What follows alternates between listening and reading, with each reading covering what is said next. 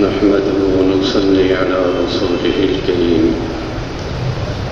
أما بعد معزز السامعین الکرام وخواتین المستورات 25واں پارہ ختم ہو چکا اور ایک آیت سے بہت سی آیات اس میں ایسی تھیں جس میں اللہ تعالیٰ نے بندوں کو احساس دلایا کہ ہم تمہارے ایک ایک عمل کو اور تمہاری تمام سرگرمیوں پر ہماری نظر ہے۔ بالخصوص یہ آیت ہم یحسبون انا لا نسمع سرهم ونجواهم بلی ورسلنا لدیہم یکتبون، کیا ان کا یہ سمجھتے ہیں، ان کا یہ گمان ہے کہ ہم ان کی سرگوشیوں کو اور جو یہ سرگوشیاں یا خفیہ طور پر کاموں کو انجام دیتے ہیں یہ سمجھ کر کہ اس کو کوئی دیکھنے والا نہیں ہے اور سننے والا نہیں ہے اور جاننے والا نہیں ہے، یہ ان کا خیال غلط ہے۔ بلا ورسلنا لدیہم یکتبون، اے لوگو سن لو، ہمارے قاصد، ہمارے فرشتے، ہمارے نگراں ان کے پاس موجود رہتے ہیں اور ہر عمل کو، ہر کام کو اور ہر وہ جذبہ جو آپ کے دل میں خیالات گزرتے ہیں ان کو لکھتے رہتے ہیں۔ اللہ تعالیٰ کے اس قدرت کا اگر ہم سب کو اور جواب دہی کا احساس ہو جائے تو بہت کام بن جائے اور منزل ہماری سہل ہو جائے۔ اللہ تعالی ہم سب کو توفیق عطا فرمائے۔ معزز سامعین کرام، آج کا موضوع ہے رمضان اور اللہ کے راستے میں خرچ۔ اللہ تعالیٰ نے ایمان کے تذکرے کے بعد سب سے پہلے جس عمل صالح کی طرف ہم مسلمانوں کو اور مومنوں کو متوجہ کیا ہے وہ اللہ تعالیٰ کے راستے میں اللہ کی خوشنودی کی خاطر اس کے بندوں پر اپنا مال خرچ کرنا ہے۔ یہ زکوٰۃ کے علاوہ ہے۔ زکوٰۃ تو ایک محدود مالی مدد ہے، یہ نہیں، اس کے علاوہ اللہ کے راستے میں اللہ کی خوشنودی کی خاطر اللہ کی بندیوں کی ضرورت کو پوری کرنے کے لیے اللہ تعالیٰ نے اس کی بڑی تاکید کی ہے۔ آپ غور فرمائیے کہ ایمان اور عمل صالح کے بعد اس کی انفاق فی سبیل اللہ، اس کو کہتے ہیں قرآن کی اصطلاح میں، اس پر زور دیا ہے اور تاکید کی ہے۔ لہذا وہ لوگ جن کو اللہ نے مال عطا کیا ہے وہ مال کی نعمت کی قدر کریں، اور اس کی قدر کرنے کا سب سے اچھا طریقہ یہ ہے کہ اسے اللہ کی راہ میں خرچ کیا جائے۔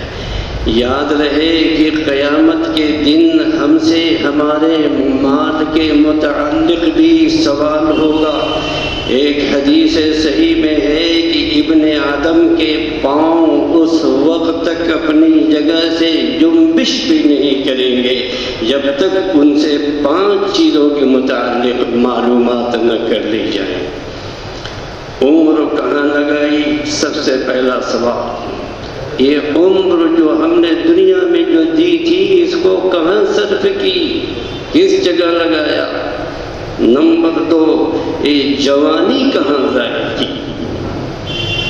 جوانی کہاں ضائع کی، مال کہاں سے کمایا اور کہاں خرچ کیا، اور جو علم حاصل کیا ہم نے، جو علم عطا کیا تھا اس پر عمل کتنا کیا۔ اور پھر یہ بھی سوال ہوگا کہ جو علم حاصل کیا اس پر کتنا عمل کیا۔ جب تک ان سوالات کے جواب جو ہے نہیں دے سکے گا اس وقت تک وہ وہاں سے ہل بھی نہیں سکے گا۔ یہ رسول اکرم صلی اللہ علیہ وسلم نے ہم سب کو آگاہ کیا ہے، اس کی تیاری کر لینی چاہیے۔ لہذا یہ حدیث اصحاب دولت کے لیے اور اہل علم کے لیے، اور جوانوں کے لیے، نوجوانوں کے لیے، مستورات و خواتین سب کے لیے لمحہ فکریہ ہے۔ مال انسان کو جنت میں بھی پہنچا دیتا ہے اور یہی جہنم میں بھی لے جاتا ہے۔ قرآن کریم میں ہے وَالَّذِينَ يَكْنِزُونَ الذَّهَبَ وَالْفِضَّةَ وَلَا يُنْفِقُونَهَا فِي سَبِيلِ اللَّهِ فَبَشِّرْهُم بِعَذَابٍ أَلِيمٍ۔ جو لوگ سونا اور چاندی جمع کرتے ہیں اور انہیں اللہ کی راہ میں خرچ نہیں کرتے، انہیں دردناک عذاب کی خوشخبری سنا دیجیے۔ عجیب انداز ہے اللہ تعالیٰ کا۔ آپ نے فرمایا کہ ایسے لوگوں کو عذاب کی خوشخبری سنا دیجیے۔ دوسری طرف ان لوگوں کے لیے اجر عظیم کا وعدہ کیا گیا ہے جو اللہ کی راہ میں اپنا مال خرچ کرتے ہیں۔ فرمایا ان الذین یتلون کتاب اللہ واقاموا الصلاة وانفقوا مما رزقناہم سرا وعلانیۃ یرجون تجارۃ لن تبور لیوفیہم اجورہم ویزیدہم من فضلہ۔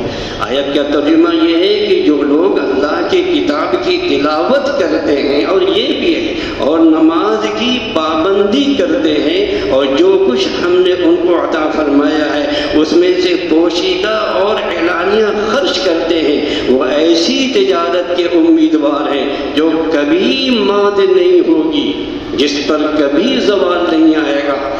ان کو ان کی اجرتیں پوری دیں اور ان کو اپنے فضل سے اور زیادہ ہم دیں گے۔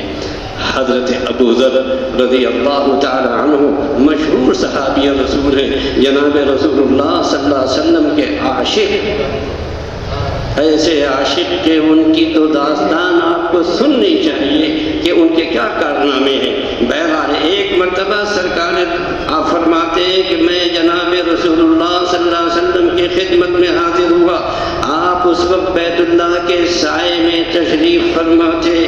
آپ صلی اللہ علیہ وسلم نے ارشاد فرمایا رب کعبہ کی قسم وہ لوگ بڑے خسارے میں ہیں۔ آپ نے یہ بات 3 بار ارشاد فرمائی، رب کعبہ کی قسم وہ لوگ بڑے بڑے خسارے میں ہیں۔ حضرت ابو ذر رضی اللہ تعالیٰ عنہ کہتے ہیں کہ یہ سن کر میں فکر مند ہو گیا اور میں ٹھنڈی ٹھنڈی سانسیں لینے لگا۔ مجھے خیال ہوا کہ کوئی خرابی مجھ میں پیدا ہو گئی ہے۔ جبھی تو آپ صلی اللہ علیہ وسلم ایسی بات کہہ رہے ہیں۔ میں نے عرض کیا اور یہ صحابہ کا انداز تھا کہ میرے ماں باپ آپ پر قربان ہو یا رسول اللہ۔ وہ کون لوگ ہیں؟ فرمایا بہت زیادہ مال و دولت رکھنے والے، مگر یہ کہ وہ بندوں کے ساتھ حسن سلوک کرتے ہوں، اور ایسے لوگ بہت کم ہوں اور ایسے لوگ بہت کم ہیں۔ ایک شخص مرے گا اور اپنے پیچھے ایسی بھیڑ بکریاں اونٹ گائے چھوڑے گا جن کی زکات ادا نہیں کی ہوگی، اور قیامت کے روز یہ جانور انتہائی فربہ ہو کر اس کے سامنے آئیں گے اور اپنے کھروں سے رو دیں گے اور اپنے سینگوں سے زخمی کریں گے۔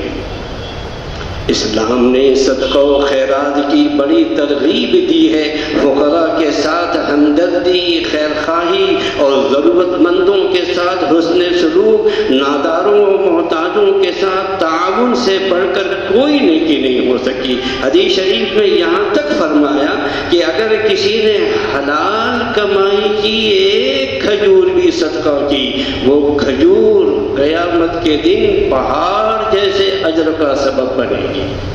ایک روایت میں ہے کہ اگر کسی شخص کے پاس کوئی زائد سواری ہو تو اس کو چاہیے کہ وہ کسی ایسے شخص کو دے دے جس کے پاس سواری نہیں ہے۔ اس طرح کی ترغیبات کو سن کر حضرت عبداللہ ابن مسعود رضی اللہ تعالیٰ عنہ فرمایا کرتے تھے کہ جناب رسول اللہ صلی اللہ علیہ وسلم اللہ کے راستے میں خرچ کرنے پر ایسی ترغیب دیتے تھے کہ ہم یہ سمجھتے تھے کہ زائد اور ضرورت چیزوں میں ہمارا کوئی حق نہیں ہے۔ یہ جو کچھ بھی مال و متاع اللہ کی راہ میں خرچ کیا جاتا ہے وہ قیامت کے دن اس وقت سایہ بن کر راحت و آرام پہنچائے گا جب سورج سروں پر آ جائے گا۔ حضرت عقبہ بن عامر روایت کرتے ہیں کہ جب کہ قیامت کے دن ہر شخص اس وقت تک اپنے صدقے کے سائے میں رہے گا جب تک اللہ تعالیٰ لوگوں کا فیصلہ نہیں فرما دیں گے۔ یہ خیال بالکل غلط ہے کہ صدقہ و خیرات سے مال کم ہوتا ہے۔ حدیث شریف میں رسول اکرم صلی اللہ علیہ وسلم نے فرمایا ان الصدقۃ لا تنقص المال، صدقہ سے مال کم نہیں ہوتا بلکہ اس کے برعکس اللہ کی راہ میں نکالنے سے مال میں خیر و برکت ہوتی ہے۔ وقت زیادہ ہو گیا ہے اور ایک اور حدیث سن لیجیے چلتے چلتے صدقے کے بارے میں آتا ہے کہ صدقہ ہی ایک ایسی شے ہے دنیا میں کہ تطفئ غضب اللہ، اللہ تعالیٰ کے غضب کو اگر کوئی چیز بجھاتی ہے تو وہ صدقہ ہے۔